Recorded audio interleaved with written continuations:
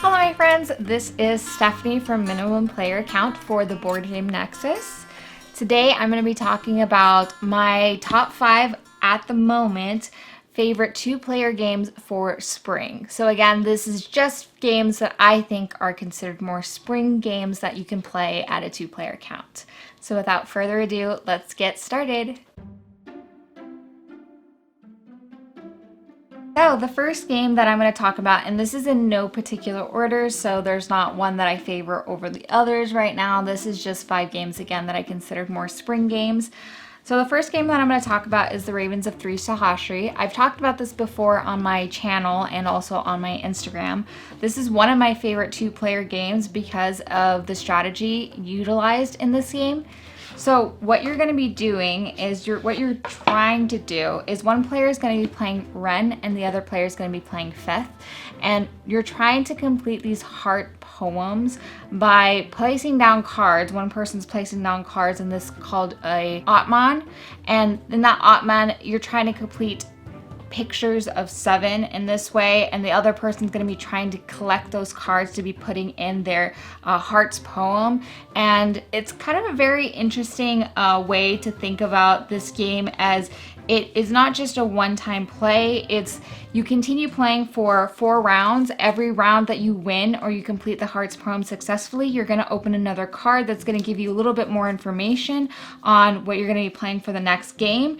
The artwork of this is very beautiful. It has a lot of different pictures and photography kind of in here, but again, it's very fragmented as you're trying to complete this dream of Ren to help them come back together. It's also a love story between these two, which the rulebook also gives you a little explanation of what's going on and what the story is about.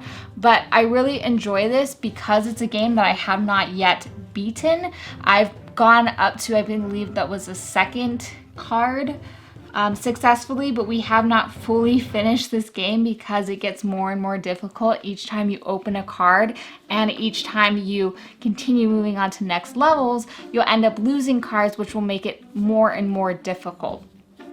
But if you haven't seen this game before, I definitely recommend checking it out. The next game that I want to talk about is Spirits of the Wild. This is a very interesting 2-player game. A lot of times I've seen this kind of out there, and it was a game that really made me want to try to play it because of the great reviews I read on it.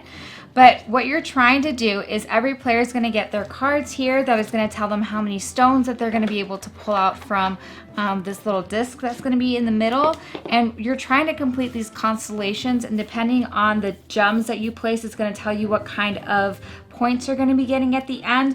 But another interesting fact of this is you have a coyote that you're going to be using to place on your opponent's boards to prevent them from filling in spots that you think they're going to gain the most points in, or that they're very close to completing. Again, very fun game for 2 players. I definitely recommend checking this one out.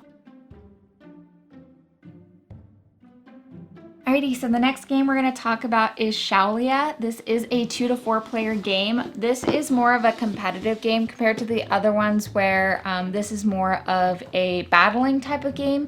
You're either going to be going up on the war track or the ultra track, and what you're going to be doing is you're going to be placing down cards and rolling dice to activate these cards, and you're going to be trying to either build up your most cultural society, or you're trying to make a warring state where you're trying to compete against other players to bring down their capitals before you can complete yours. You can either attack players, I believe it's up to 12, to their cities to try to bring them down, or if you complete your culture track before they do, that signifies the end of the game.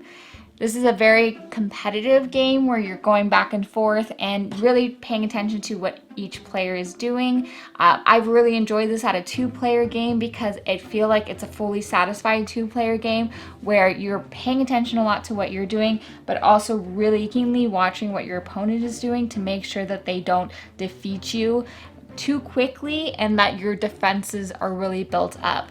But again, make sure to check out this 2-player game, Shaola. Next game we're going to talk about is Kulami.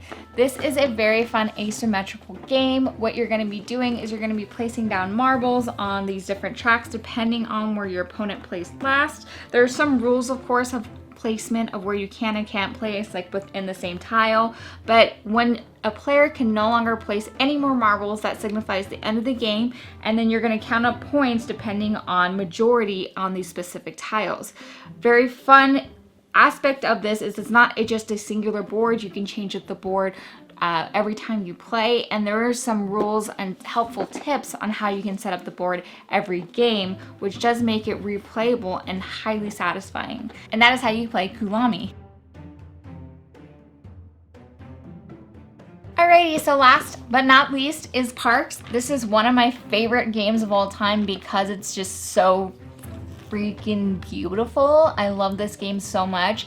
The art and even the little meeples that have been placed into this game, as well as storage, just make it one of the most satisfying games to play in my opinion. I recommend this at a 2-player count. It is fun at more player counts. This one goes up to 4, but I believe it's more satisfying at a 2-player count because it gives you more options and doesn't feel as congested, at least for me, because you're going to be moving your camper along these tracks during each season to try to gain these different kinds of elements to complete cards. And as you're going through this, depending on where another camper is, it's going to limit your ability to go places. I feel like in a 2-player game, it definitely extends the amount of gameplay that you have and allows a little bit closer or tight-knit games because you're trying to really collect a lot of these elements to get these cards, to get the end scoring victory points. But every time I play this game, I am so fully satisfied. I feel like it's just a fantastic game at 2 players, and again, just a beautiful game all around that I definitely think that you should try. I want to thank you all for joining me in this 2-player 5 games for spring. I should be doing another one for the next coming seasons. I do have some games that I actually want to shout out here that I'm going to be playing soon that may make it to my next videos. The first one is Radlands. This is a 2-player game that just looks fantastic. It's a card game here. And the next one that I'm going to be playing, which I've heard a lot of great things from, is Paris. This is specifically a 2-player game as well, so be on the lookout for my thoughts on these games as well. But thank you again so much for joining me in this video for Board Game Nexus. Again, my name is Stephanie from Minimum Player Count, and I will see you all next time.